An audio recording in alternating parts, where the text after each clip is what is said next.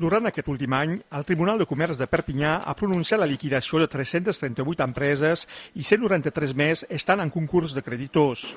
És el cas d'aquesta fàbrica de mobles de luxe que, fa 3 mesos, va recórrer a la llei concursal francesa per fer front a les dificultats econòmiques causades per la crisi econòmica i financera mundial.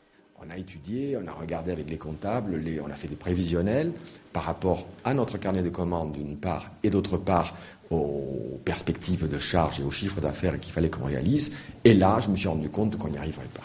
Je me suis dit, si on continue comme ça, à Noël, on est par terre. Respecte a l'any 2007, els expedients concursals i de liquidació han augmentat un 8%, però el que més preocupa els jutges mercantils és que aquesta progressió s'ha accentuat considerablement en l'últim trimestre.